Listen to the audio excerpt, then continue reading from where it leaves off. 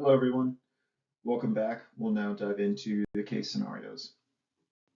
As a refresher, here are the objectives that we listed with our primary lecture.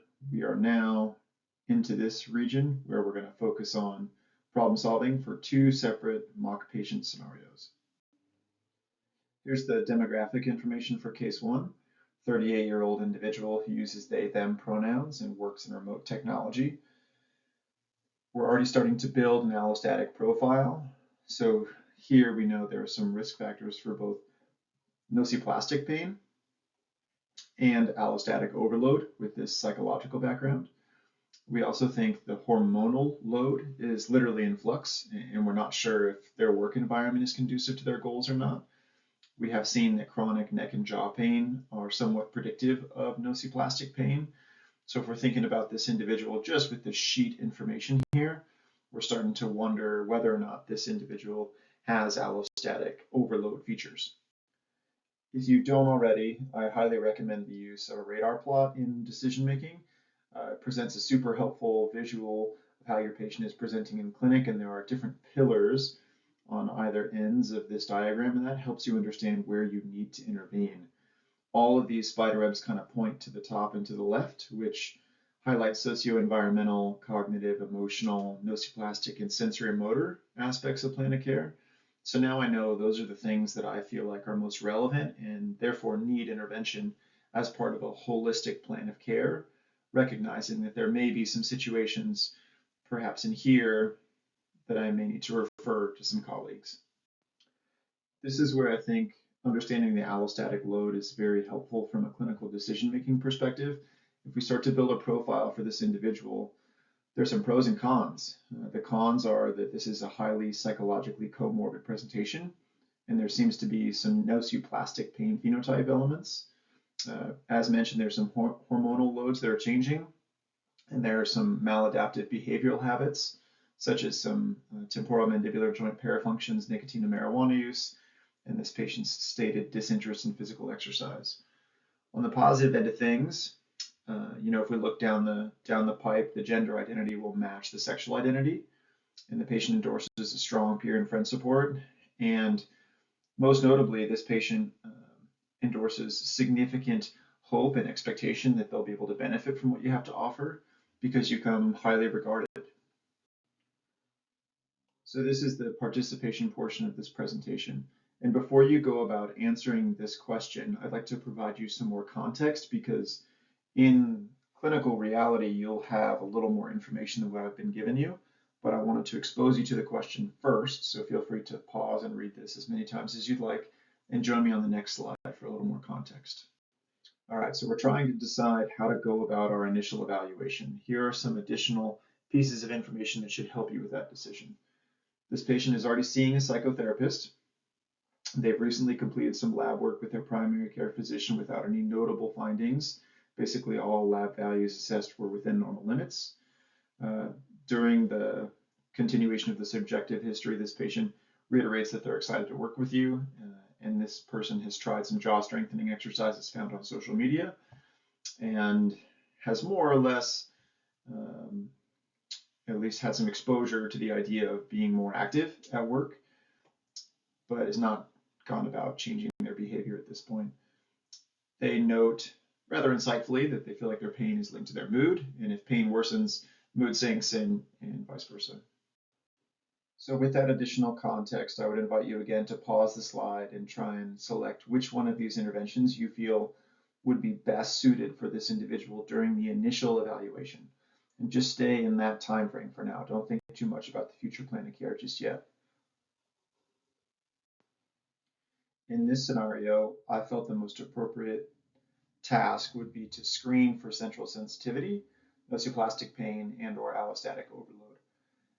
I made that decision because this patient already endorsed a strong alliance, and I felt like that not decreased the need, but limited the time pressure need to try and establish higher levels of therapeutic alliance. For me, understanding the pain phenotype is really, really helpful in hypothesis development, and it helps me form a plan of care. So my hope was to understand hey, if I can label this pain phenotype, that will help me craft a plan of care accordingly. In my clinical environment, there are pretty significant access limitations, so I was hopeful that by screening for central sensitivity and nociplastic pain, we could get this individual in front of the right providers as quickly as possible. And that leads into this last triangle, which is really an attempt on my end to understand what lane I'm going to exist in for this patient. By screening, I felt like I could better understand where my interventions should be aimed, and that was the reason for this rationale. Should you have chosen a different answer, you're not wrong. The whole purpose of this presentation is to understand how allostatic load or overload is an assistive tool in clinical decision making. Clinical reality is a very gray space rather than the black and white lens we hope it to be. So long as you had rationale, I'm comfortable with your decision. All right, question number 2. So like before, I'm going to present the question to you, and then I'll add a little context on the next slide. As you're deciding on your next steps in intervention, most commonly you will have completed the objective examination. So here's some information from the objective. You found some stiffness in the upper cervical spine that was actually relevant for their jaw and neck pain.